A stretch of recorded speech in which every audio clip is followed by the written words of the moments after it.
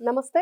Welcome to our channel. నేను మీ శ్రీలీల. ఇక్కడ వైఎస్ఆర్‌సీపీ పార్టీకి సంబంధించిన కొంతమంది వైఎస్ఆర్‌సీపీ పార్టీ సానుభూతి పరులు అని చెప్పుకుంటూ సోషల్ మీడియాలో ఏ విధంగా పోస్టులు పెడుతున్నారు, ఏ విధంగా రెచ్చిపోయి వాళ్ళ భవిష్యత్తును కూడా లెక్క చేయకుండా జగన్మోహన్ రెడ్డి గారు కాపాడతారు అనే ఆశతో వాళ్ళు మితిమీరిన ఆవేశంతోటి, మితిమీరిన ఆలోచన లేకుండా చేస్తున్న పనులు ఏవైతే ఉన్నాయో వాటి గురించి ఒక్కసారి మనం చర్చించుకుందాం. అవేంటి అంటే ఈ రోజున ఎక్కడో విదేశాల్లో ఉన్నాం, ఎక్కడో ఇతర దేశాల్లో ఉన్నాం, ఎక్కడో ఉండి మాట్లాడితే మమ్మల్ని ఎవరేం చేస్తారు అనే ఆలోచనతోటి విచ్చలవిడిగా మహిళల పట్ల, అదేవిధంగా ఇటు తెలుగుదేశం పార్టీ కార్యకర్తలు కానివ్వండి, నాయకులు కానివ్వండి, ఎనలిస్టులు కానివ్వండి, అందరి మీద కూడా వాళ్ళు ప్రవర్తిస్తున్న విధానం, మాట దురుస్తనం అన్నీ కూడా చూస్తున్నాం. వాళ్ళ ఒక రకమైన వింత పోకడ ఈ రోజున చూస్తున్నాం. కృష్ణారెడ్డి అనే వ్యక్తికి బ్రెయిన్ ట్యూమర్తో డల్లాస్లో బాధపడుతూ ఉంటే కనీసం వైఎస్ఆర్‌సీపీ పార్టీ వాళ్ళు అధికారికంగా పార్టీకి సంబంధించి అతనికి ఫండ్ రిలీజ్ చేయలేదు. జగన్మోహన్ రెడ్డి గారు తన తరపున ఒక మాట కానీ, మంచి కానీ, ఎక్కడా కూడా ఒక సాయం కానీ అందించింది లేదు. కాకపోతే వాళ్ళ పర్సనల్గా ఇచ్చే వాళ్ళందరూ కూడా మానవత్వ దృక్పథంతో వాళ్ళు సాటి మనిషికి సాయపడాలి అనే ఉద్దేశంతో చేస్తున్నారు. కానీ ఈ రోజున కార్యకర్తలు మరి ఏ విధంగా ఉండాలి, ఎలా ఉండాలి, మరి అలా ఉండకపోతే పార్టీ నుంచి ఎలాంటివి వాళ్ళు ఫేస్ చేస్తున్నారనేవి కూడా చూసాం. అయితే ఇక్కడ ఇంకొకటి తెలుగుదేశం పార్టీ గురించి కూడా మనం చెప్పుకోవాలి. అదేంటి అంటే నారా లోకేష్ గారు, మరి ప్రజలందరూ ఒకటే, అందరూ ఓట్లేస్తేనే మనం గెలిచాం.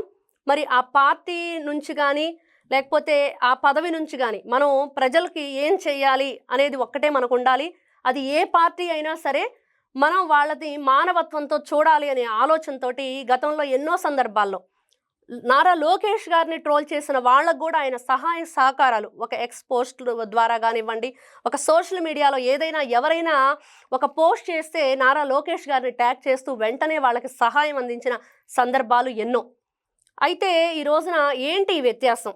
ఎవరి కోసం ఈ ఏదైతే సేవా కార్యక్రమాలు అంటే కేవలం మానవత్వం, మంచితనం, ప్రజలకు ఒక ప్రజానాయకుడు ఏ విధంగా ఉండాలి, వాళ్ళకి ఏ విధంగా సహాయం చేయాలి, ప్రజాప్రతినిధి అంటే ఏంటి అనేది నారా లోకేష్ గారు, నారా చంద్రబాబు నాయుడు గారు, పవన్ కళ్యాణ్ గారు ఎన్నో సందర్భాల్లో కూటమి ప్రభుత్వం వాళ్ళ మంచి మనసుని, మంచి ఆలోచనల్ని చాటుకుంది. మరి ఈ రోజున మళ్ళీ మనం ఎందుకు గుర్తు చేసుకుంటున్నామంటే రప్ప బ్యాచ్ ఏదైతే ఉందో వాళ్ళ యొక్క ఆలోచన విధానం. నిన్న జగన్మోహన్ రెడ్డి గారి పుట్టినరోజు సందర్భంగా వాళ్ళు చేసిన వింత పనులు, ఆ గంతులు, ఆ చిందులు, ఆ కేక్ తీసుకొని మొహమంతా పామేసుకుంటూ ఇష్టానుసారంగా రెచ్చిపోయిన విధానం కానివ్వండి, మరి గర్భిణీ స్త్రీని సైతం వాళ్ళు ఆ కడుపు మీద తన్నిన పరిస్థితి, ఇంతకంటే కర్కశం ఇంకోటి ఉంటుందా? అంటే గాంజా మత్తులో ఉన్నారేమో వీళ్ళు ఇంత భయంకరంగా ప్రవర్తిస్తున్నారు అనేది ఒకటైతే, జగన్మోహన్ రెడ్డి అనే మత్తు వీళ్ళకి వదలక ఈ సైకోలు, ఈ పిల్ల సైకోలు అందరూ ఆ పెద్ద సైకో పుట్టినరోజుకి వీరంగా వేశారు రాష్ట్రంలో అని కూడా చెప్పుకోవచ్చు. ఇంత దారుణమా, ఇంత అఘాయిత్యాలా, ఇంత అరాచకమా?